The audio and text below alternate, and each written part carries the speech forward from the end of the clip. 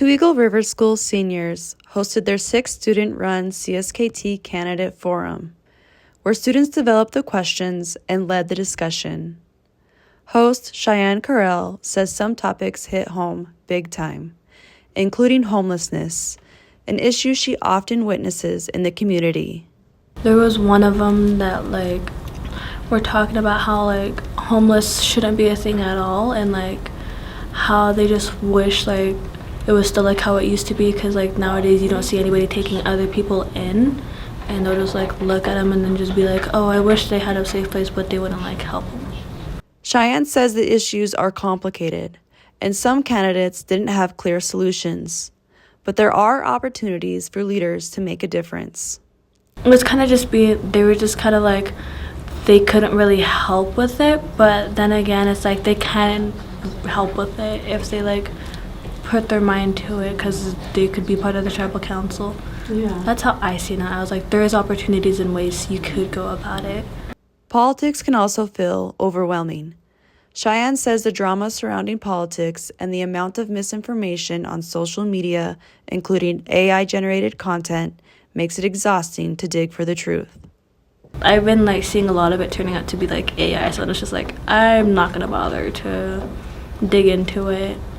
For some youth, these factors discourage political engagement. Both Cheyenne and Gracie say family and community influence plays a role, whether that means avoiding politics because of conflict or being inspired by adults who are actively involved. Gracie Beth Bell from the Crow Reservation grew up surrounded by political discussion and says it shaped her perspective and interest in the leadership. I've always been really big in the political world, just because that's kind of how I grew up. Gracie wanted to ask the candidates what are ways you could help tribal people who are not from the Flathead Reservation. Her question didn't make the final cut, but it highlights an important point. Non-CSKT tribal members living on the reservation don't have access to CSKT treaty rights. Two Eagle River School has many students affiliated with other tribes. Despite this, Gracie appreciates seeing other tribes taking care of land and community issues. Well, I walked away even though I'm not from here, it's still good to hear that they're aware of all of the problems that go on the reservation and extended. It was definitely eye-opening to know that there is still a lot of tribes that care about their land and stuff and don't just push it aside like it's nothing. Youth-led forums and opportunities to ask direct questions help the next generation step into leadership roles. I think making it a requirement to learn about it, and exactly what Cheyenne said, is definitely have a lot of run forums so they can learn about exactly what they're planning to do and how they're gonna run things now, just to open their eyes and see that there's people fighting for the youth, and really just putting everything out there. Their teacher, Jamie Stevenson, sees these experiences in larger contexts. She notes that students engage in politics not just through forums, but also through family influence, cultural practices, and collaboration with peers, locally and across the state. Stevenson believes these real-life interactions give students confidence and show adults what youth can contribute. I see students really getting excited in situations where they get to collaborate with students from other schools, groups of Native students from schools across the state, or with Flathead Youth Initiative, schools across the reservation, coming together to both support each other internally within Native community and also looking outward, saying, all right, what do we need to educate non-Natives about?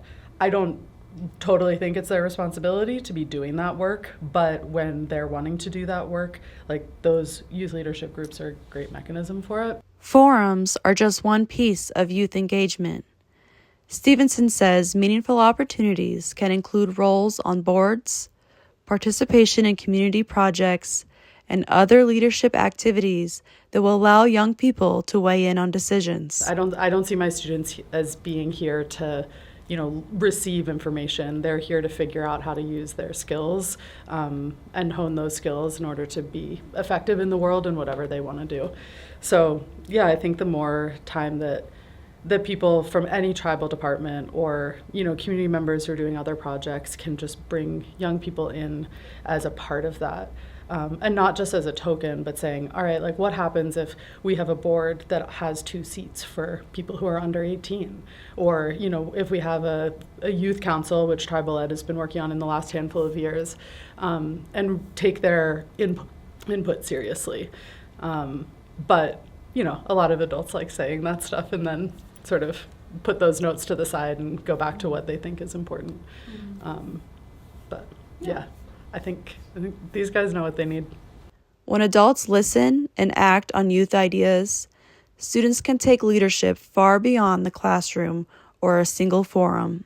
Cheyenne, Gracie, and other students say they see the tribe putting more effort into including youth, from forums to opportunities to participate in decision-making. But no, there's more that can be done.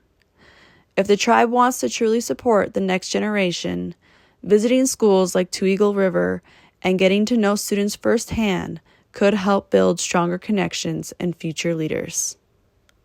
For Char-Koosta News, I'm Liz Dempsey.